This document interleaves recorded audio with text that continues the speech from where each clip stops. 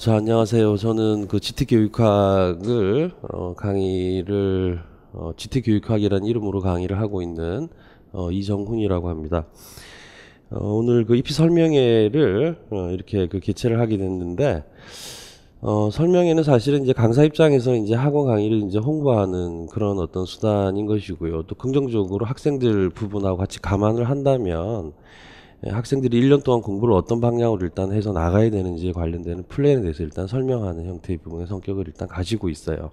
그래서 이 요소가 어쩌면 작년과 마찬가지로 일단 내년에 시험 치게 되는 교육학 시험을 보고 나서 오늘 하는 이 설명회의 말이 떠오르지 않기를 저는 선생님들께 굉장히 바랍니다, 사실은. 그래서 그런 어떤 초점에서 이렇게 설명을 이렇게 하게 됐는데 먼저 뭐 처음이시니까 대부분 다 그래서 이제 뭐 제가 이때까지 이제 뭐 살아온 거라든지 또 조금 이제 학원 강의에 관련되는 어떤 부분이라든지 이런 것들을 조금 말씀드리고 나머지 부분에서 설명을 하는 게 굉장히 좋을 것 같아요. 저는 석사를 마치고 그 2003년도에 아주 우연한 기회에 노량진에 이제 처음 나왔는데 가장 최연소 강사였어요. 29살 때죠. 그리고 1년 만에 제가 맡은 작은 과목에서 탑을 해서 8년 동안 1등을 했어요. 그래서 이제 20대 후반부터 30대 거의 중반을 넘어갈 때까지 제 삶을 잘 못 챙길 정도로 일이 그만큼 바빴어요. 그래서 이제 그 이유는 그때 당시에 이제 2004년도에 지금 선생님들이 보고 있는 그 체제가 바뀐 건데 크게 보면 한국교육과정평가연구원에서 교원 인력 풀 제도라는 제도를 일단 시행을 하게 됐어요. 그러면 2004년 이전에는 주로 시험 문제의 출제가 서울대 사범대 출신 교수들 위주로 구성이 된 건데 이게 노무현 정부 들어오게 되면서 출제의 공정성에 문제가 있다라고 해서 결국에는 서울대 출신의 교수를 학부 출신 기준에서 3분의 1로 제한을 했고 그게 지금까지 일단 유지가 되는 그런 형태의 부분이었어요. 그렇기 때문에 지방에 있는 어떤 교수님들이 참여를 하게 되면서 임용에 대한 시험 문제에 대한 일관성이 흐트러지게 됐죠. 그래서 한 해 문제가 또 다르면 그 다음에 문제가 또 다르고 한 해 강사가 굉장히 쫓아가게 되면 계속 다른 형태의 지점들을 만날 수밖에 없는 그만큼 바쁜 시간들을 사실은 보냈어요. 그리고 객관식 5년이 이제 시작되면서 비로소 우리가 지금 보고 있는 형태의 범위가 사실은 잡힌 거죠. 그래서 이제 그런 어떤 시간들을 쭉 보내면서 뭐 제가 그 박사한다고 한 2년 가까이 쉰 거를 빼면은 뭐 한 14년 정도 제가 노량진을 이렇게 실질적으로 몸소 경험하고 체험하고 그리고 이제 선생님들에 관련되는 성향들이나 그리고 합격과 불합격과 관련되는 부분들에 관련되는 그 경험적 자산이 저한테는 뭐 다른 어떤 강사들보다도 가장 풍부한 자산이 아니겠는가라는 생각을 이렇게 해요. 그리고 뭐 대충 예상은 어느 정도는 했지만은 지금 작년 문제에서 일단 변형이 왔는데 제가 말씀드리고 싶은 거는 뭐냐면 작년 문제가 갑자기 변형이 된 게 아니다라는 지점입니다. 그래서 그 과거부터 이어온 형태의 문제의 범위라든지 문제의 어떤 조건 센텐스를 가만히 분석해 보면 충분히 나올 수 있는 형태의 문제의 형태이죠. 그렇게 공부를 안 했고 또 일부의 강사들이 그렇게 학생들을 지도를 안 한 것이 사실은 어떻게 보면 문제인 것이죠. 노량진은 이제 그 부분이 여러 가지 이유들이 사실은 있어요. 그래서 그 부분들에 대해서 이제 조금 제 경험과 관련해서 말씀을 일단 이렇게 드리고 싶어요. 임용에서 가장 간과해서는 안 되는 게 사실은 전공과 교육학에서 이 언어입니다. 이 언어의 형성이 왜 굉장히 중요하냐면 이 언어의 형성이 한번 잘못 형성이 되게 되면 끝까지 임용시험에서 문제를 일으키는 게 바로 이 언어의 형성이에요.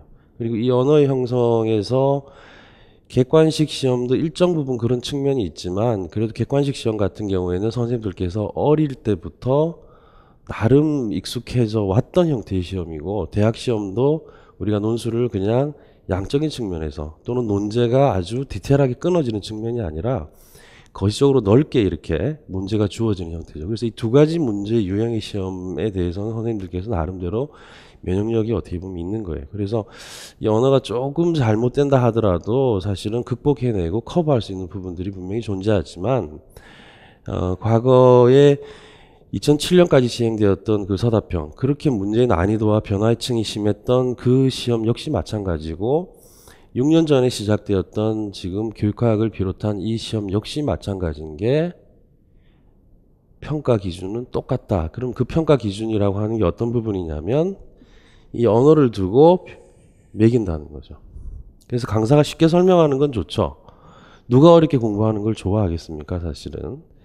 그러나 풀린 설명을 많이 듣게 되면 결정적으로 단기간엔 굉장히 쉬운데 나중에 이제 프린트 자료라든지 이런 것들이 쌓이게 되고 뒤에 가게 되면 결국에는 어떤 전공 공부하는 부분에서 간섭이나 방해를 보통 받게 되는 거죠. 그리고 사람은 기능적으로 60분 내안에서 이 그 교육학 문제를 풀어야 되기 때문에 기능적으로 보고 배우고 드론 형태의 언어가 답안으로 나올 수밖에 없다는 것이에요. 근데 평가는 사실은 선생님들이 전공에 관련되는 10년치의 지문을 한번 잘 보십시오.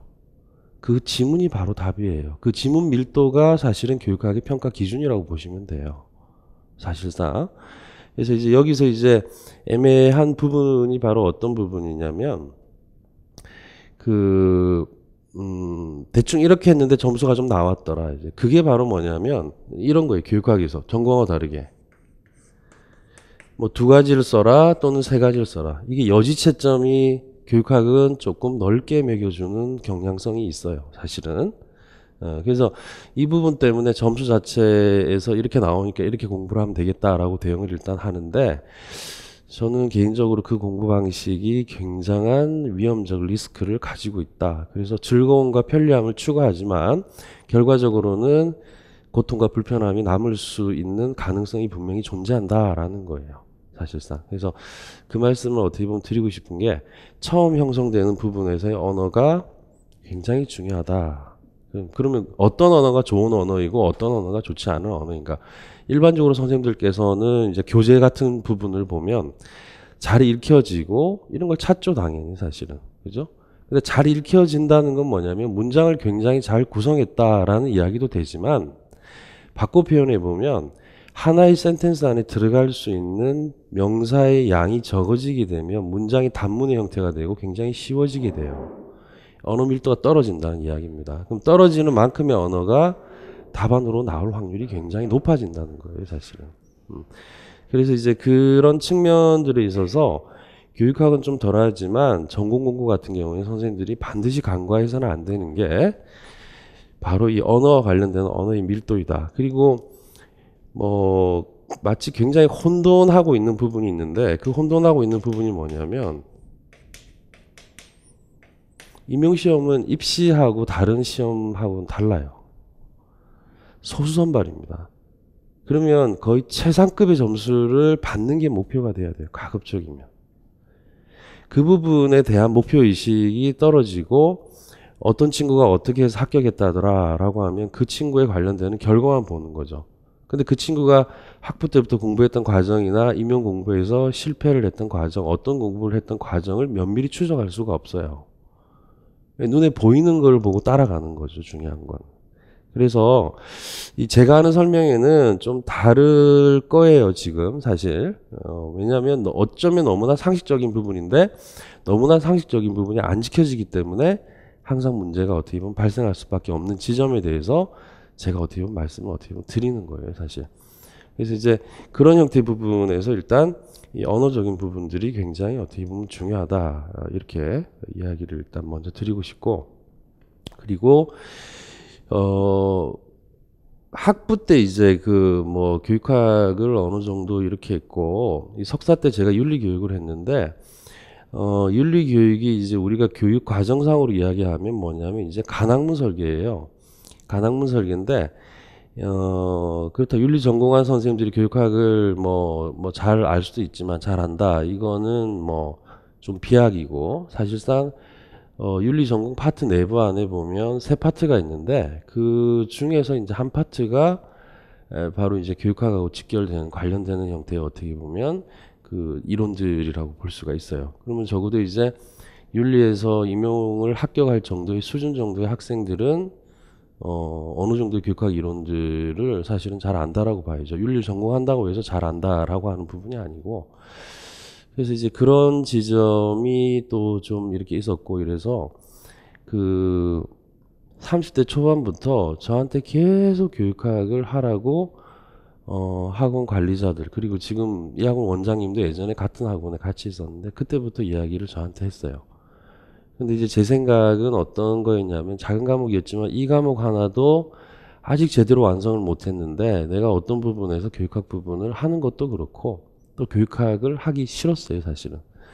그리고 논술로 바뀌기 전에도 또 이야기를 하고 또 다른 관리자들도 또 이야기를 했는데 논술에 가장 어떻게 보면 맞다, 이정훈 선생님 이제 이야기를 이제 뭐 하기 싫다 이렇게 계속 이야기가 됐던 거예요. 그래서 우여곡절 끝에 사실 이제 교육학을 강의를 이제 시작을 어떻게 보면 하게 됐는데, 작년 부분을 한번 말씀을 드리면 이제 어떤 부분이었냐면, 이제 교육학을 하는 부분에서 이제 준비적인 시간이 필요하죠. 제가 이론을 미리 알고 있고 모르고 있고를 떠나서 그래서 조금 급하게 했던 어떻게 보면 강의예요. 일단 재작년 말에 이제 교육학 하는 부분 결정이 됐고 작년 1월에 교육학을 어떻게 강의를 했었는데, 인간 한 300명 이상 정도 신청을 이제 무료 강의를 신청을 하고, 그 다음에 나머지 부분은 이제 실강에서 한 30명 가까이 이제 그랬는데, 이제 한 2주, 3주, 4주 지나니까 이제 서서히 떨어져 나가는 거예요. 서서히. 결과적으로는. 그렇게 돼서 이제 마지막에 이제 실강에 남아 있었던 선생님들하고 그 다음에 거의 환불이 없었는데 인터넷 강의 패키지를 한 선생님들하고 작년에 이제 1년을 간 건데, 그 1년을 가는 과정에서 주의했던 과정이 3월부터 최종 모의고사까지 어떻게 보면 과정이었어요. 결과적으로 봤을 때 사실은. 그래서 뭐 아침에 일어나서 거의 뭐 교육학 관련해 가지고 이제 강의를 하고, 평균 저녁에 제가 일을 마치는 시간이 새벽 1시 반이었어요. 그걸 1년 동안 플랜을 수행을 했던 게 작년 결과예요, 사실은. 그리고 비교적 중간중간에 선생님들께서 이렇게 계속 믿고 계속 따라가고 또 피드백을 받고 하는 그 과정에서 다들 열심히 했기 때문에 교육학을 봐서 굉장히 많이 실패를 했고 굉장히 힘들었다라는 이야기보다는 선생님 강의와 문제가 워낙 비슷해서 시험 보는 데는 크게 무리가 없었다라는 이야기들을 대부분 다 저한테 일단 줬을 때 제가 굉장히 보람이 굉장히 많이 어떻게 보면 됐죠. 그게 이제 작년 어떻게 보면 1년 강의예요. 그래서 이제 그렇게 되고 이제 올해 지금 강의를 이렇게 시작하는데, 작년 강의하고 올해 강의하고 다른 지점은 말 그대로 교재겠죠. 작년에 프린트로 나갔던 부분을 올해 이제 이렇게 교재로 이렇게 발간이 되는데, 저는 그게 제 성격이기도 한데요. 제가 작은 과목을 할 때도 마찬가지고 저는 누구 걸 뺏기지 않습니다. 그리고 누구 걸 참고하지 않아요. 어쨌든 교육학 관련되는 대학 교재라든지 기본서라든지 원서라든지 제가 읽어서 제가 이해를 하고 제 시각을 가지고 어떻게 보면 빼냅니다. 그러면 좀 위험하지 않나요? 교육학을 20년 이상 한 강사들이 있는데 그 사람들 거 참고를 해야 되지 않나요? 저는 그렇게 생각하지 않습니다. 왜냐하면 이미 기출이 가르쳐주고 있어요. 자, 선생님들께서 기출을 보는 방법이 있습니다.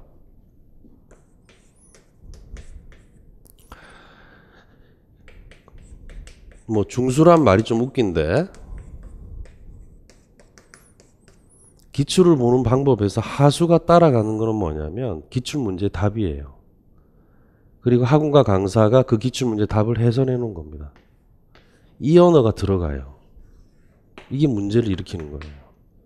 나중에 답안에 이 풀린 이 해설 정도가 교육학 논술 답안으로 나올 수밖에 없어요. 중점적으로 봤을 때.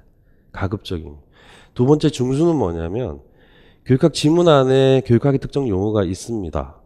전공은 더 많고요. 그 다음에 교육학 같은 경우에는 지문이 좀 짧아요. 그럼 참고할 수 있죠. 그래서 그 교육학 지문 내부 안에 있는 언어를 답안에 그대로 쓰면 되겠구나 라고 생각하면서 자기가 공부하는 학생들이 중간치예요.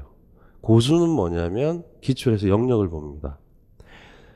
자, 제가 아는 선에서는 그래요. 한 번 기출된 영역은 2년 내에 출제될 수가 없습니다. 출제 기준이에요.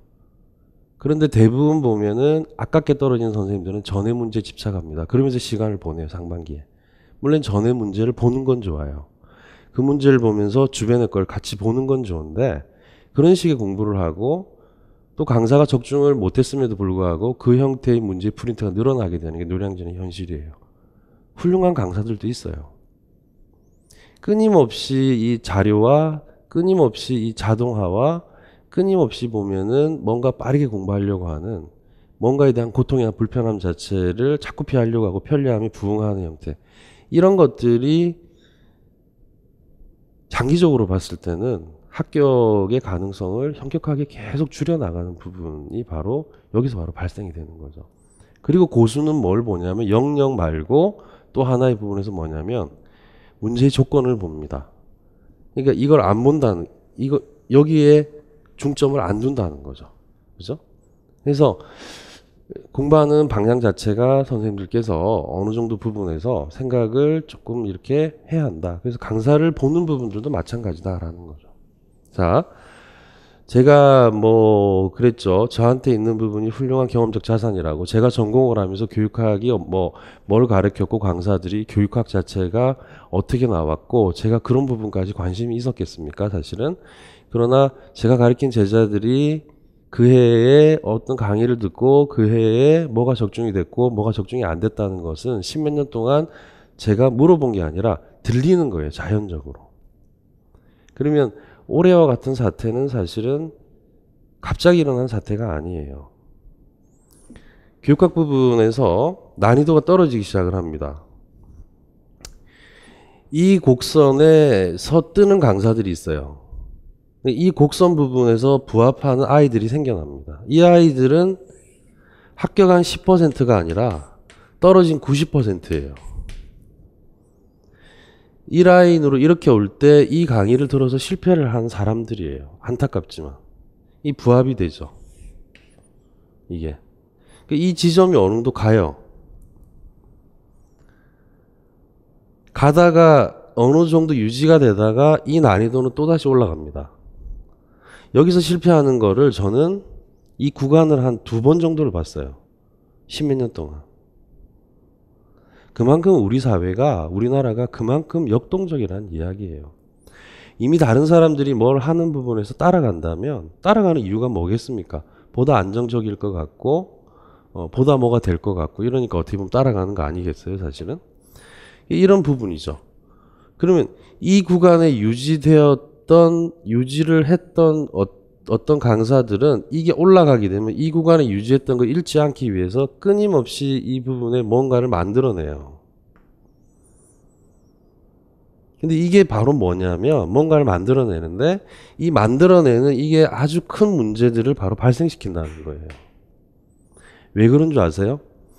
누구 걸 뺏긴다는 거, 어떤 뭐 트렌드가 있다. 그러면 어떤 걸 발빠르게 뺏긴다는 건 뭐냐면 그 강사와 교육하는 사람의 에너지가 어디에 쏠려 있냐면 실질적으로 뭐가 출제가 되고 내가 뭘 연구를 해야 될까의 초점보다는 어떻게 하면 아이들을 끌고 갈 수 있는가에 에너지를 많이 쓰기 때문에 이 강사들이 이렇게 부합을 해도 이 강사들 자체가 공통적인 결과들이 있어요. 그 공통적인 부분이 뭐냐면 결국에는 될 것처럼 가는데 적중률이 떨어집니다. 이게 제가 봐온 거예요. 십몇 년 동안 사실상. 이 강사들의 특징이 뭐냐면 크게는 요즘 강조 안 하는데 인격, 그 다음에 동기, 뭐 유발, 그 다음에 감정적인 거 이런 데 호소하는 거예요. 특징이 있어요.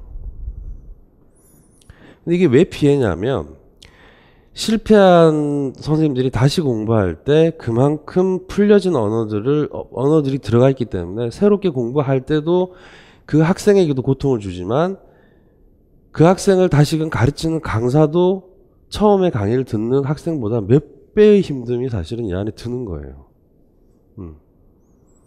그래서 이 노량진이고 이 임용강이라고 한다는 것은 생애 구간에서 어떤 하나의 구간이지 이 구간을 단축시켜 줄 수 있는 거죠. 그래서 어떤 고통 자체가 계속 이어질 수 있는 것을 강사 입장에서 보면 단순간에 어떤 이야기들이 힘들다고 해서 그 부분 자체에 대해서 사실상 뭐 이렇게 이야기를 해야 되겠다, 이야기를 안 해야 되겠다 이런 부분이 아니고 그 부분을 어느 정도 부분에서 이야기를 이렇게 해줘야 된다라는 거죠, 사실은. 그래서 뭐 제가 봤을 때는 그런 형태의 어떻게 보면 부분이다라는 겁니다. 지금까지 이야기를 어떻게 보면 하는 부분. 그래서 저는 일단 강의에서 그냥 초점을 맞추는 부분이 다른 부분이 아니에요. 자, 교육학 그 부분을 보시면 지금 앞부분에 지금 보면 과정이 있죠, 그죠? 자, 과정이 있는데 자, 거기서 자, 이 앞에 과정을 왜 이렇게 잡았는지를 10페이지를 한번 보십시오.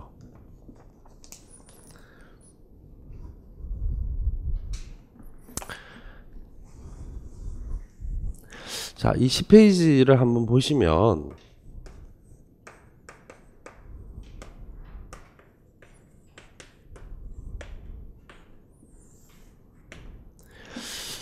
자, 이 부분과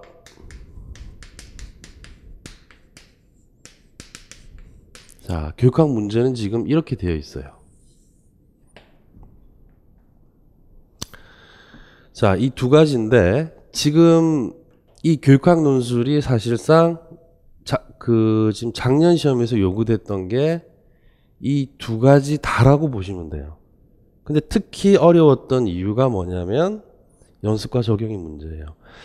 자, 작년에 제가 국어과 선생님들 한 60명 첨삭을 해보고 연교과 선생님들을 또 한 60명 가까이 첨삭을 해봤어요. 연교과는 뭐 2번 정도 했나? 특징상 일단 국어 영어 선생님들은 글을 조금 이 연습과 적용의 통변에 조금은 능해요. 만족할 만한 수준은 아니지.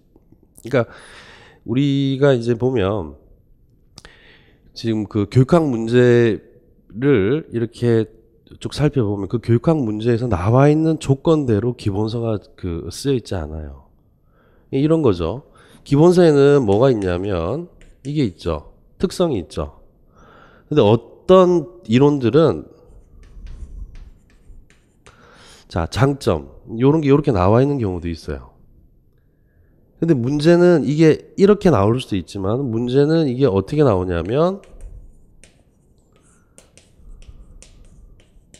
이렇게 나올 수 있다는 거예요. 이게 조건 동변이에요, 지금.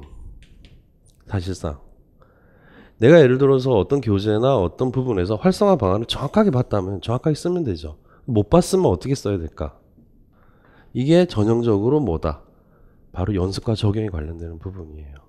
자, 개념과 원리는 이미 나온 거고 기본적으로 교육학이나 전공에서 굉장히 다 중요해요. 그래서 선생님들이 무엇을 놓치고 있었는가? 제가 볼 때는 충분히 예견됐던 사항이라는 거예요.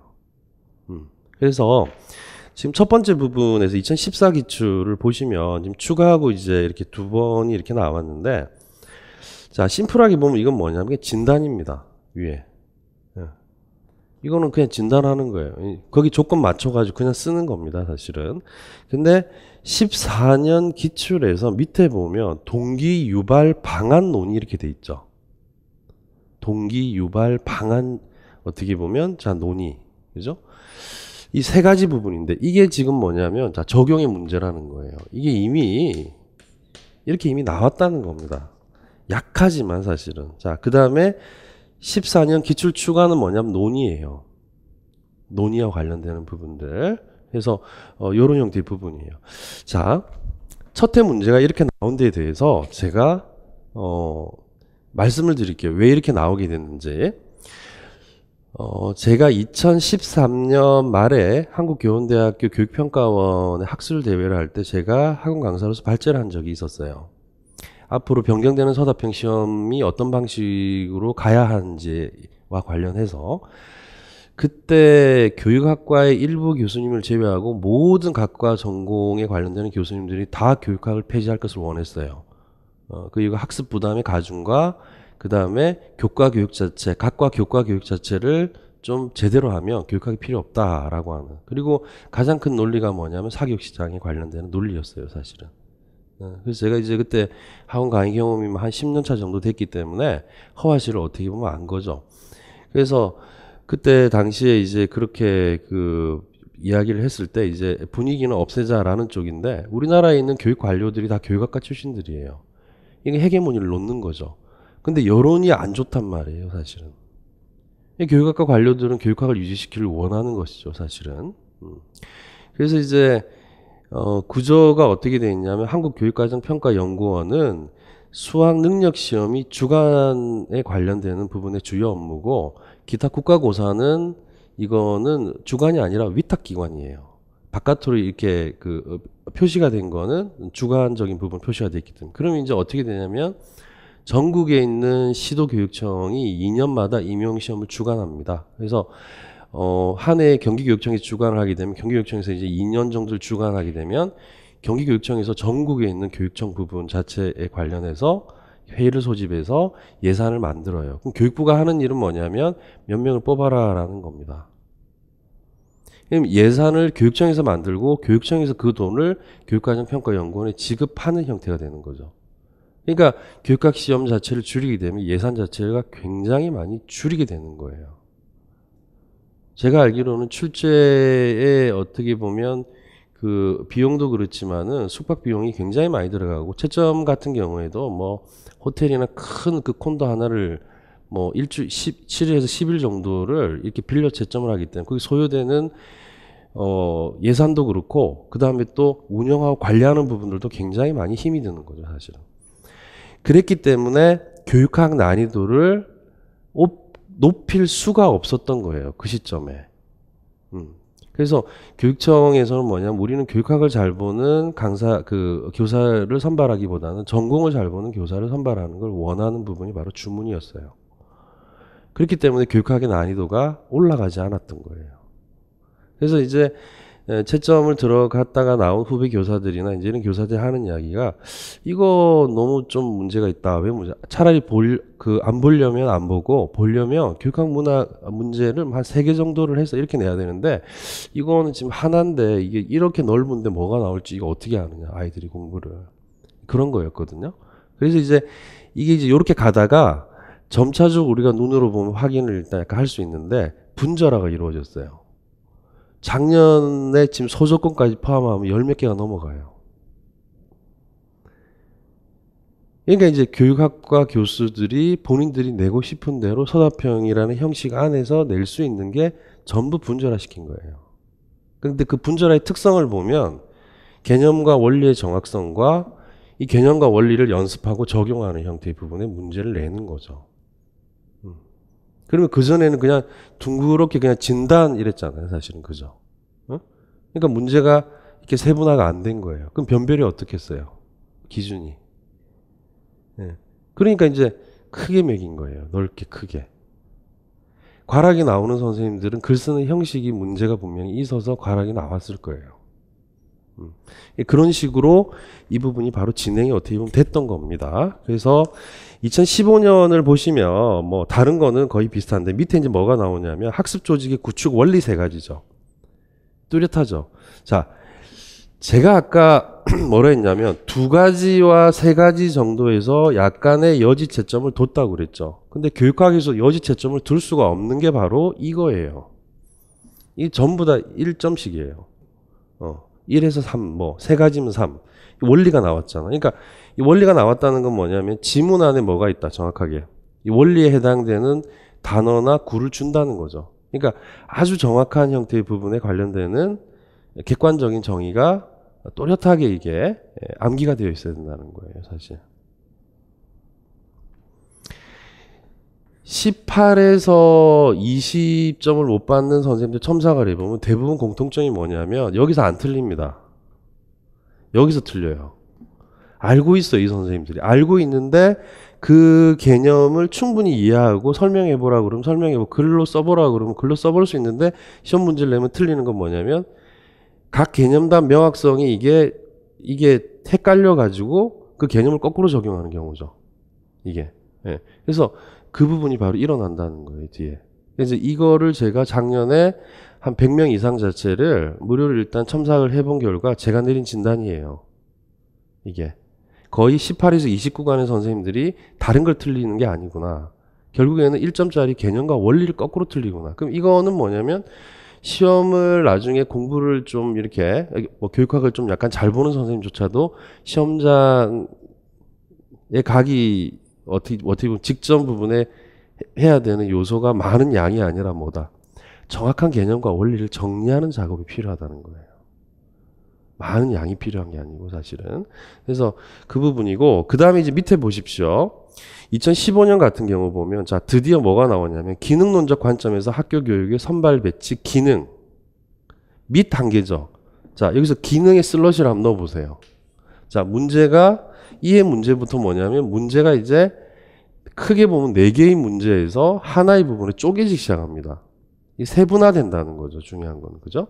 그래서 이제 이렇게 나오고 그 밑에서 지금 뭐 특징은 아주 일반적인 거니까요.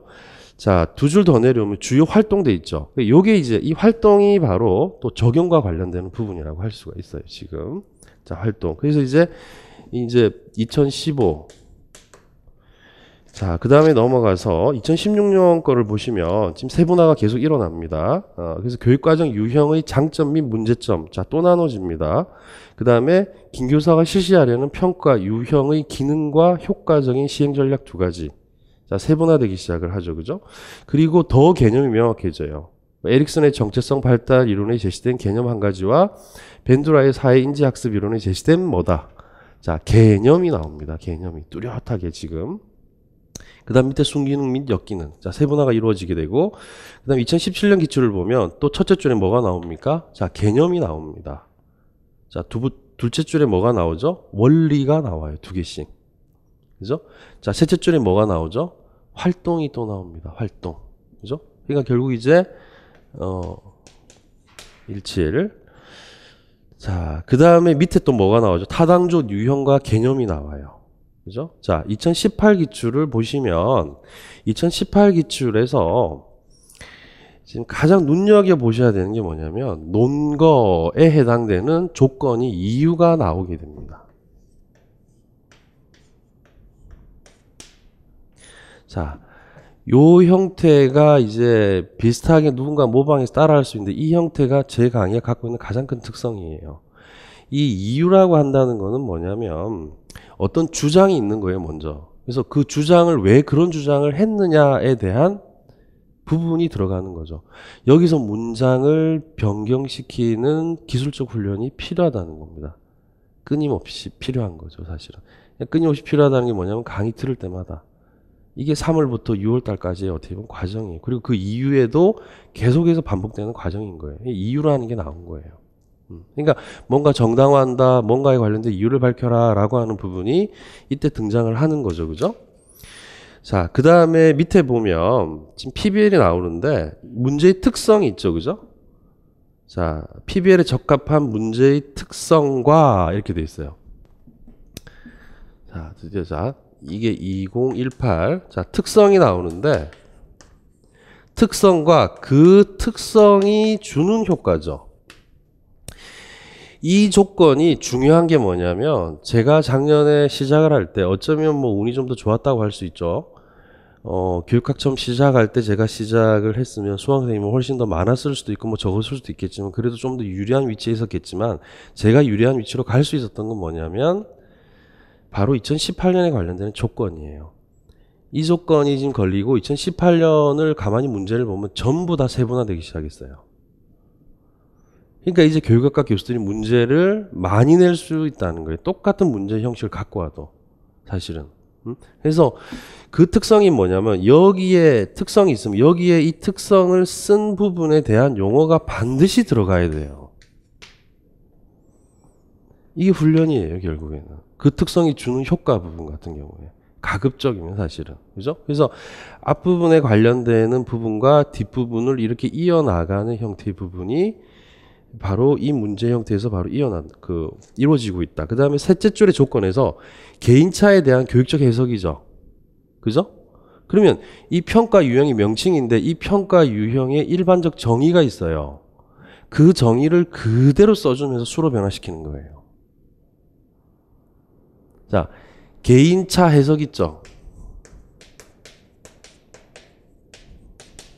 그죠? 이 조건이 답안에 그대로 들어가면서 그 평가의 일반적 정의가 따라 들어오는 거예요. 이게 훈련이에요. 그러니까 지금 어떤 객관식처럼 분절화식으로만 공부를 계속 하게 되면 그게 분절화해서 A는 A단식으로 문제만 나와준다면 모르겠는데 그 문제가 안 나왔을 때는 결국에는 적용을 못 시키는 거죠. 그러니까 60분 내 안에 못 자면 더 중요한 거는 교육학 잘 봐서 합격한다는 거짓말이에요. 그 솔직히 이야기해서 제가 할 말은 아니지만 결과적으로 올해 그렇게 돼버렸지만 저는 제가 가지고 있는 기본적인 마인드는 GT 교육학이 임용시험에 합격을 결정한다. 저는 그렇게 생각하지 않습니다. 학원에서 만든 문구예요. 왜냐하면 전공을 잘 봐야 합격을 해요. 사실. 그럼 교육학은 뭐냐면 전공을 잘 봐서 수행하기 위한 하나의 단계예요. 60분 내 안에 자기가 만족할 만한 교육학을 수행을 해야 전공 들어갔을 때 자기의 심리적 의식 자체에서 여러 가지 피로감을 안 주고 자기가 1년 동안 공부했던 걸 더 정확하게 볼 수 있는 거예요, 사실은. 하나의 과정인 거예요, 이게. 자, 과정인데 이거를 그냥 너무 쉽게만 몰고 가게 되면 결국에는 그의 시험 자체를 다 망칠 가능성도 분명히 존재한다는 거예요. 그러면 선생님 강의가 이쪽에 초점을 두니까 문제가 만약에 쉽게 나오면 어떻게 해? 문제 쉽게 나오면 당연히 이게 돼야 이게 되는데요. 이게 안 되고 이게 되겠어요? 사실은 안 되죠. 책은 어떻게 쓰여져 있습니까? 개념과 원리의 정의는 책에 그대로 나와요. 근데 변경되는 조건은 책에 없습니다. 교육학 기본서를 아무리 뒤져보세요. 그럼 강사가 뭘 알아야 되겠어요? 브루너가 말한 학문의 구조를 알아야 되는 거예요. 학문의 구조를 알아서 그 학문의 구조에 맞게끔 그러니까 그 학문의 구조에 맞게끔 실질적으로 나오는 문제 자체에 대한 모의고사를 만들어낼 수 있어야 되겠죠. 그래서 제가 특성이라는 말 잘 안 씁니다. 자, 선생님 보십시오. 이 강사들 중에 특성이라는 이 조건 많이 내죠. 왜 이렇게 내는 줄 알아요? 책에 특성이라고 나와 있기 때문이에요. 그러면 기존에 이런 형태의 문제가 나왔는데 이런 형태의 문제를 많이 못 만들어내는 강사가 있다라고 한다면 어떻겠습니까? 학문의 구조가 안 되는 거예요. 특성을 활성화로 쓸 수 있어야 되고 특성을 시사점으로 쓸 수 있어야 되고 특성을 장점으로 쓸 수 있어야 되고 특성을 필요 이유로도 쓸 수 있어야 돼요. 사실. 그래서 그 부분이 계속 적용되는 과정들을 계속 겪어야지만 나중에 어떤 형태의 교육학 시험에 변경되는 유형을 만난다 하더라도 본인이 써낼 수가 사실은 있는 거죠. 자, 그렇게 간 거죠, 지금. 그 다음 밑에 보면 어때요? 명칭 개념, 그 다음 뭐 나옵니까? 활성화 방안 또 나오죠? 자, 18년 기출로 한번 보십시오. 밑에. 자, 뭐가 나왔습니까? 자, 공통적 강점으로 파악된 지능이죠, 그죠? 그럼 지문을 통해 찾아야 돼요. 자, 대인간 지능이랑 관련, 그러면 이건 뭐가 돼 있어야 된다? 자, 첫째로.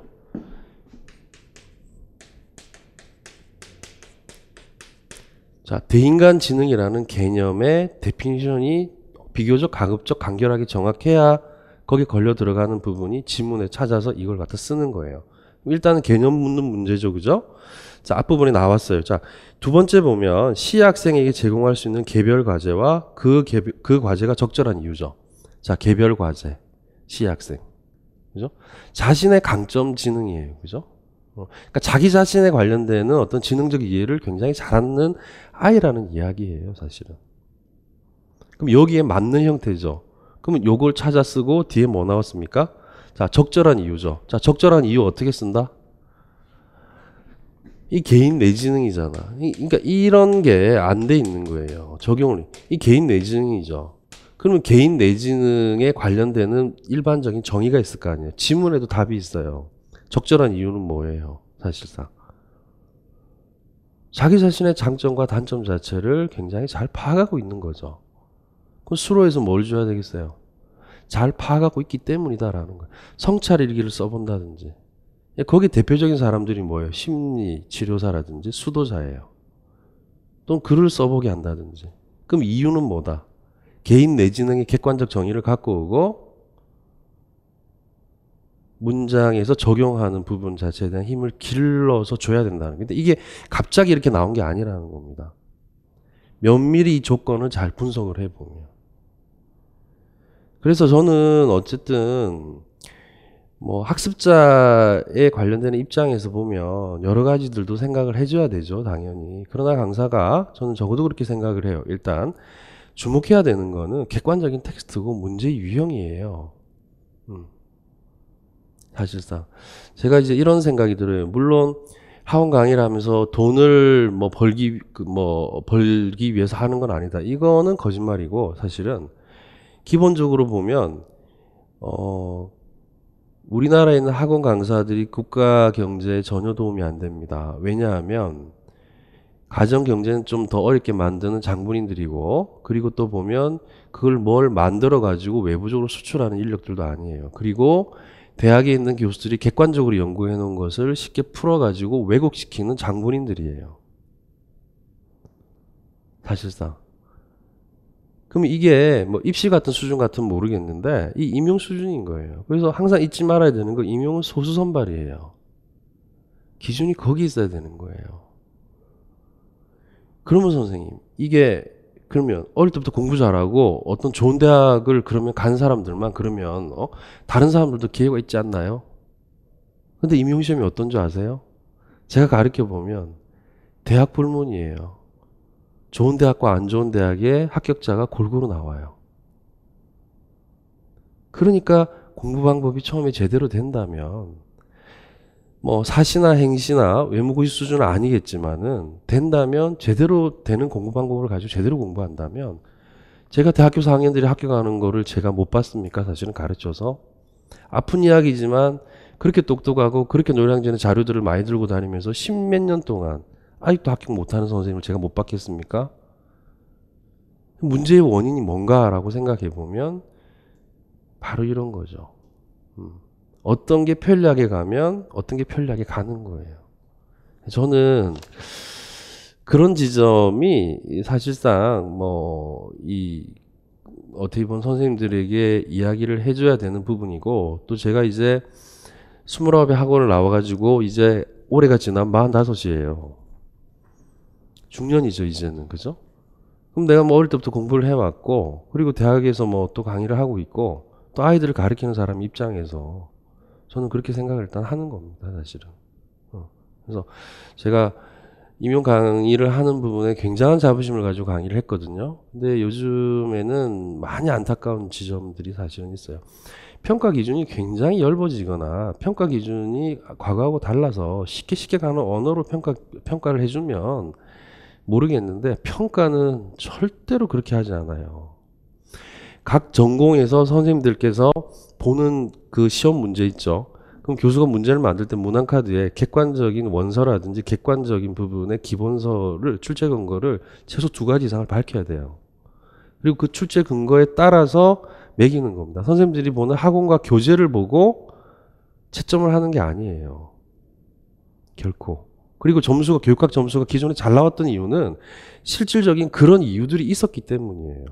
전공보다는 2가지, 3가지 원리나 개념 쓰는 거 말고는, 예를 들어서 장점 쓰는 거, 문제점 쓰는 거, 이런 거는 조금 크게 채점을 해준 어떤 결과들이 있는 거예요. 근데 면밀히 분석을 해보면 그렇다고 해서 교육학을 그냥 막 채점하지는 않는다는 거예요. 제가 알기로는 그렇습니다. 한 조에 5명이 채점을 해요. 오차 3 이상이 나게 되면 오차 2 이하로 줄여서 재채점을 해야 돼요. 그럼 5명의 기준이 있어야죠. 그러니까 처음에 채점이 굉장히 더디다 그래요. 그래서 한 며칠 지나면 이제 채점이 굉장히 빨라지는 거예요. 그러니까 교육학을 채점할 때 채점 보는 기준들이 있는 거예요, 내부적으로 봤을 때. 그래서 그런 어떤 그 지점과 관련해서 조금 생각을 한번 해봐야 되는 부분이고, 자, 그 다음에 타일러 부분이 나오죠, 그죠? 자, 기회의 원리와 만족의 원리 있죠. 이거 이제 뭐가 돼야 되냐면 객관적 정의가 돼야 돼요. 즉 원리에 대한 정의죠. 만족의 원리에 대한 정의가 뚜렷하게 돼야 된다는 거예요. 뚜렷하게.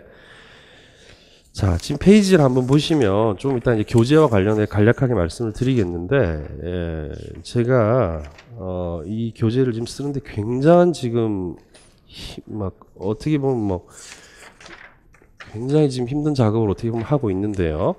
거기 보면은 지금 4페이지를 보시면 작년에 굉장히 많이 강조했던 거예요. 왜냐하면 내용 조직하고 학습 경험이 선정과 조직 준거가 있는데 선정 조직 원리가 각각 다 있어요. 여기서 보면 지금 기회 원리죠. 그럼 최소 기준으로 어떤 목적 달성을 위해 학생들이 목표 달성에 필요한 경험을 할 수 있는 기회가 제공돼야 된다. 이게 객관적 정의로 정확하게 들어와 있어야 된다는 거예요. 그럼 기회의 원리로 적용하란다는 건 이걸 먼저 일단 쓰는 겁니다. 그리고 조건에 따라서 뭘 변화시킨다? 문장을 변화시키는 거예요. 사실은. 교육학은요, 전공하고 다르게요, 지문에 뭘 준다? 지문의 핵심어를 굉장히 많이 주는 편이에요. 그리고 지문의 핵심어를 활용해서 쓸 수 있는 방법들도 생각을 한번 해봐야 돼요. 근데 그런 방법들을 처음부터 써서는 실패할 확률이 굉장히 높아진다라는 거예요. 그래서 이런 부분들이 기본적으로 돼야 되는 부분이고, 다시 11페이지를 가보시면, 자, 이것도 지금 뭐예요? 원리인데, 원리를 뭐 하게 했다? 자, 적용하게 했다. 자, 이런 형태의 부분에 관련되는 패턴이고, 자, 그 다음에 잭슨이 있죠. 잠재적 교육과정의 개념이죠. 그죠? 이것도 잭슨과 관련해가지고 작년에 지금 다 강의했던 거예요. 여기 지금 있는 부분들은. 그래서 계획하지 않은 또는 계획되지 않은 이게 들어가야 돼요. 그러면 개념을 쓰고 그 개념에 근거하여 이렇게 돼 있죠. 그러면 근거하여 김교사가 말하는 생각하지 못했던 결과 이렇게 돼 있죠. 그럼 생각하지 못했던 결과 부분에 뭐가 들어가야 되겠다? 계획하지 않는, 이게 채점 요소로 들어가는 거예요. 앞에 거를 뒷문장에 그대로 가지고 와야 되는 겁니다, 사실. 이걸 지금 보는 겁니다. 근거하고 있는가, 근거하고 있지 않는가를 보는 거예요, 사실. 그래서 이것도 전형적인 적용하는 문제고요. 자, 그 다음에 제가 적중을 못한 문제가 바로 이 문제인데, 바로 척도법이에요. 리커트 척도예요. 그래서 평정법은 이제 강의 때는 다뤘어요. 그래서 진술문 작성 유형에서 이제 어쨌든 인상의 오류라든지 집중의 오류라든지 이런 것들에 대해서 유의해서 진술을 해야 된다 하면 이런 거는 약간의 여지채점을 해줄 수는 있는데, 정확한 개념과 원리는 뭐다? 여지채점 자체가 거의 불가능하다는 겁니다. 다 1점이에요, 이거는. 지금. 그래서 이제 올해 지금 선생님들이 굉장히 지금 조마조마한 이유가 바로 뭐냐면 과락이 나오지 않을까 하는 거예요. 세분화가 굉장히 많이 됐죠, 지금. 1점짜리를 다 더해보면 막 9에서 10까지 지금 떨어져요. 다 틀려버리면. 문제 자체가 사실은. 그래서 이제 그렇게 돼 있고, 그 다음 김교사가 사용한 신뢰도 추정 방법 명칭과 개념. 이거는 이제 기본적으로 보면은 신뢰 추정 방법 자체에 대한 객관적 정의가 일단 돼야 되는 거죠. 그죠? 그 다음에 마지막에 보면, 자, 바스의 지도성이 명칭 나왔죠. 이게 또 강의 때 다뤘던 거예요. 근데 앞에 게 잘못되면 뭐예요? 뒤에 게 잘못되는데, 김교사가 학교 내에서 동료 교사와 함께 이 지도성을 신장할 수 있는 방안 2가지 이렇게 돼 있죠. 그럼 앞에 걸 만약에 분산적 지도성이라고 만약에 잘못 잡아버리면 뒤에 게 틀리겠어요? 안 틀리겠어요? 자, 틀리겠죠. 제가 이거 채점을 해보니까요. 앞에 거하고 관련시켜서 문제를 냈는데 이렇게 돼 있어요. 이건 이제 개념 한 가지인 거 아니에요? 그죠? 요 2가지죠. 활성화 방안에서. 이러면 확률이 딱 2분의 1이 나오는 거야. 앞에 거 하나 틀리고 뒤에 거 하나 틀리게 되더라고, 거의. 대부분. 이것도 지금 개념의 명확성인 거예요. 자, 결론적으로 말씀드리면 이 모든 지금 과정은 사실은 갑자기 이렇게 된 게 아니라 이미 암시가 주어졌다. 그리고 결론적으로 말씀을 드리면 이것은 제가 전공 강사를 했다고 해서 그런 게 아닙니다. 논술 문제가 아니에요. 전공 서답형 문제예요. 저는 이거 첫 해부터 알고 있었어요. 직관적으로. 자, 왜 제가 첫 해부터 직관적으로 알고 있었냐면, 교육학이 논술로 바뀐다? 그럼 채점 어떻게 할 건데? 거기서 나오는 창의성을 측정할 건가? 통합성을 측정할 건가? 아니면 논리성을 측정할 건가? 그거 어떻게 측정할까요, 결국에는? 그리고 서론, 본론, 결론에 처음에 막 집착하더라고요. 아무것도 아니에요, 이거. 7월 달부터 다 안 늦어요. 결국 이거는 본론에서 15점 밀도인데 15점이 조건이 4개로 나눠져 있죠. 이게 서답형 채점이에요. 이거는 통합형 논술이 아니에요. 왜 이럴 수밖에 없냐면 논술이 결론이 나와야 되는데 그럼 학생들이 쓴 본론이 좀 다를 거 아니야. 그럼 본론이 다른 내용이 결론이 나와야 되는데 그럼 결론이 어떻게 선생님들마다 다 다를 거 아닙니까? 그걸 놓고 어떻게 채점을 할 거예요? 그러니까 서론하고 결론은 아무 소용도 없는 거예요. 뭐에 들어간다? 5에 들어가는 거예요, 그냥. 명확한 세부 채점 기준도 없어요. 서론하고 결론에. 어? 그 서론을 쓸 때 뭐 이렇게 써라, 뭐 결론을 쓸 때 뭐 이렇게 써라. 이게 다 전부 엉터리야. 볼 때는. 15점 내부 안에 있는 걸 얼마나 밀도 있게 잘 써내는가가 확률이 굉장히 높아지는 겁니다, 사실은. 그래서 노량진에서 선생님들께서 지금 제가 쓰는 교육학 교재가 아마 처음일 거예요. 지금 앞부분을 보시면 이제 이 문제와 관련해서 이 문제들과 관련해서 교재를 작년에 프린트를 구성을 한 부분인데 그게 지금 뭐냐면 이 페이지를 보시면 이제 이 샘플이에요. 자, 이 작업이 굉장히 쉽지는 않았는데요. 그 앞부분의 이론에 대한 객관적 정의를 제외하고 전부 한 줄로 다 구성을 했어요. 그리고 교육학의 핵심적인 키워드를 안 빠뜨리려고 노력했어요. 거의. 그러니까 이게 굉장히 간단한 것 같은데도 밀도가 없거나 약하지 않아요. 그리고 저는 어떤 거 막 빼고 강의 안 합니다. 사실상. 그래서 그렇게 하면 뭐 이게 전공 공부하는데 도움이 되고 부담을 줄여주는 데는 도움이 되는데 그렇게 하고도 작년 시험이란 난이도가 올라갔을 때 적용을 못하게 되면 그건 공부 하나만 한 거예요, 사실은. 그래서 지금 전부 다 이렇게 그 구성이 되어 있는데 자, 뒤로 넘어가셔서 보면 어떠냐면 지금 그 객관적인 개념과 정의 있죠, 그죠? 지금 5페이지를 보세요. 내가 작년에 썼던 어떤 내용이 하나도 추가한 게 없어요. 그래서 이걸 이제 다만 한 줄로 다 변환시켜서 바꾸는 건데 5번의 맨 위에 보시면 잠재적 교육과정의 일반적 설명이 있죠. 그러니까 요런 거는 뭐냐면 정의거든요, 설명이나. 이런 거는 지금 한 줄이 넘어가요. 일단 소개하는 글이니까. 이걸 쓸 수 있으면 굉장히 좋아요. 그리고 나머지 부분들은 전부 다 지금 뭐가 어떻게 되어 있다. 한 줄로 다 되어 있죠. 이건 뭐냐면 바로 개념의 명확성이에요. 뭘 잡는 거다, 지금. 1월달, 2월달 교재는 전 영역을 다루는데 이걸 잡는 거예요. 그리고 단연코 말씀드리면 1개월 강의가 제 강의는 가장 어려운 강의예요. 혹독할 거예요.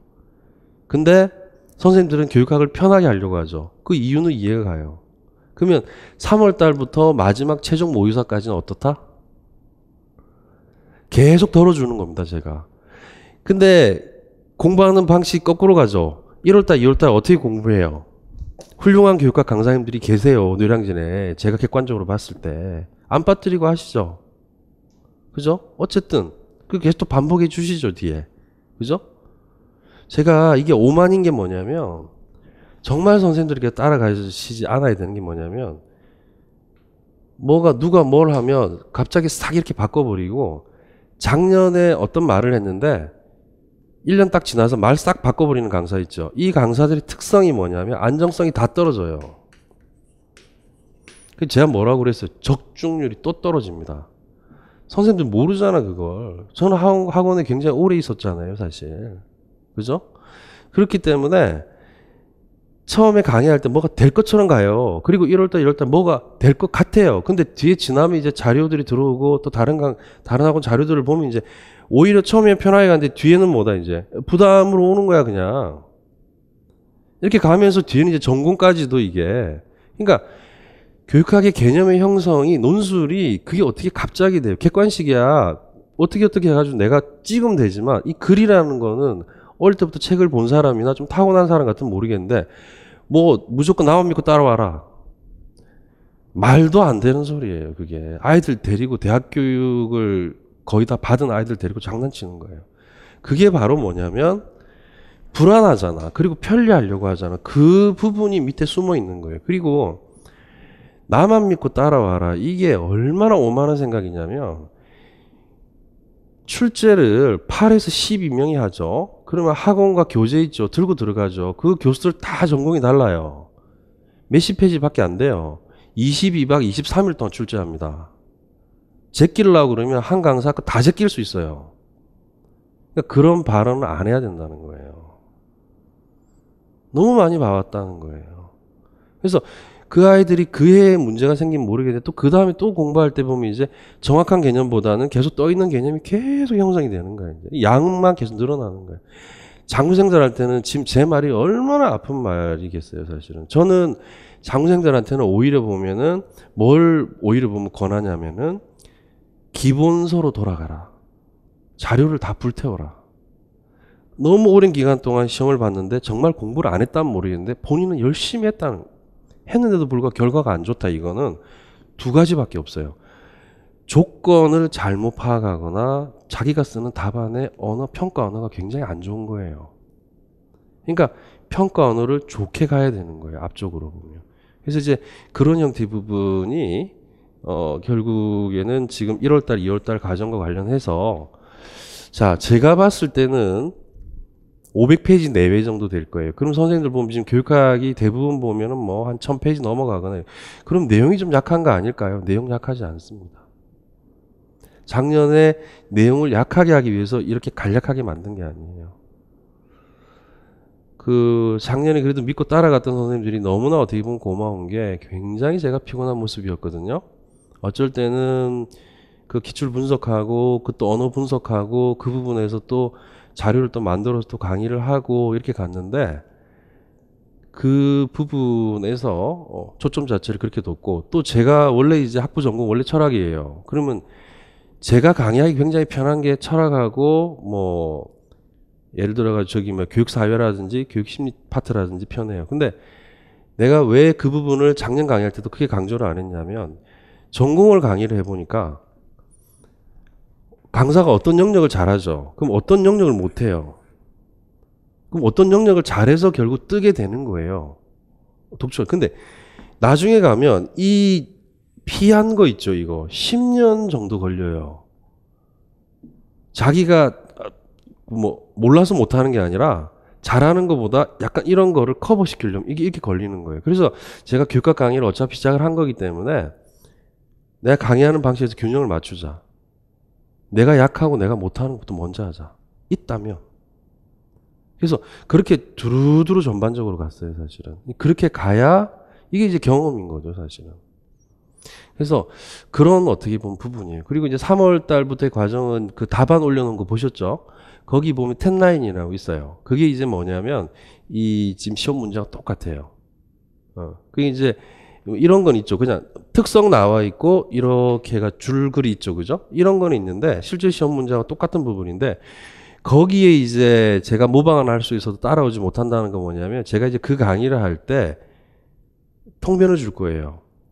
자꾸 변환을 그러니까 선생님들이 이제 그때부터는 뭐냐면 1, 2월은 교육학을 어쨌든 열심히 해야 돼요. 일단 또 무료죠. 그러니까 뭐 강의를 일단 뭐 듣는 부분에서는 힘이 들어도 가야 돼요. 그럼 이제 그 뒤에는 제가 이제 계속 반복시켜주고 적용시켜주고 계속 가는 거예요, 그게. 그래서 그 과정으로 가서 3월달, 6월달 과정은 일단 그 과정으로 가는 거예요. 가고 뭐 7월달, 8월달, 9월달, 10월달은 일반적으로 일단 가는 거죠. 그렇게 되면은 교육학 같은 경우는 일단 반복하는 형태가 되는 거죠. 그리고 7월달, 8월달, 9월달, 10월달 가면 또 제 문제풀이의 특성이 뭐냐면 예를 들어가 지도성 문제 하나를 만나면 그때는 이제 선생님들이 부분적으로 공부를 했기 때문에 그 지도성 문제 하나만 안 다뤄요. 내가 소조건의 지도성을 냈다고 그러면 그 지도성에 관련되는 것들을 판서해 가지고 전부 다 다루는 거예요. 그때 정리가 돼야 돼요. 시험을 보기 위해서는. 그때 가서 이미 또 어떤 양들이 막 들어오기 시작하고 새로운 양이 들어오고 이러면은 안 돼요, 이거. 그래서 저는 컨셉 자체가 어쨌든 힘이 들어도 일단 1월달, 2월달에 조금 힘이 들어도 일단 제대로 일단 구성을 하고 나머지 부분에서는 그런 방식으로 일단 강의가 일단 나가는 거예요, 사실. 그래서 이제 설명회를 거의 이제 마치겠는데요. 제가 추구하는 거 아니라 안정성이에요. 사실상 수준이 낮게 나오든지 수준이 높게 나오든지 간에 강사가 어떻게 하다 보면은 실수할 수 있고 적중 못할 수도 있어요. 정말 인간이 하는 일이기 때문에. 그러나 그 과정에서 뭐를 했는가, 안정성 있게 갖고 같이 노력을 했는가 안 했는가, 그게 중요한 거예요, 결국에는. 만약에 실패를 한다 하더라도 그 다음에 어때요? 제대로 공부할 수 있는 기초가 쌓이게 되는 거예요. 그게 결국 종국적으로 봤을 때는 학생들을 돕는 거죠, 사실은. 그리고 전공하고 다르게 교육학은요, 다룰 걸 제대로 다루면 되는 게 뭐냐면, 전공은 이런 게 있어요. 막 이론 A가 있죠, 그죠? 그러면 상중하도 있고 이론 A와 관련되는 다른 텍스트들도 굉장히 많이 들어와요. 근데 교육학 이론은요, 교육학의 역사가 짧잖아요, 그죠? 미국을 중심으로 구성돼서, 그죠? 교육학은 이론은 많은데 한 이론당 많이 깊게 들어갈 게 없어요. 전공에 비해서 그런 거예요. 그래서 다뤄야 될 거를 안 빠뜨리고 순차적으로 하나하나 다룬다면 사실상 적중에서 크게 벗어날 가능성도 굉장히 리스크는 적은 거예요. 그러니까 선생님들이 뭐 빼먹고 강의한다든지 쉽게 강의한다든지 이런 부분으로 따라가는 공부를 저는 정말 안 하셨으면 왜냐하면 과정에서도 나쁘지만 결과에서도 나빠요. 그게 제가 15년 동안 노량진을 봐온 경험인 거예요. 사실상. 그래서 뭐 강의는 어쨌든 그런 어떤 플랜으로 일단 이렇게 진행이 될 겁니다. 좀 약간 무거웠지만 오늘 뭐 설명이 일단 나와 주셔가지고 일단 강의를까지 들어주셔서 감사합니다. 자, 설명회는 여기서 마치고 1월달 강의에서 또 건강하고 굉장히 밝은 모습으로 그렇게 또 뵙도록 하겠습니다. 자, 수고하셨습니다.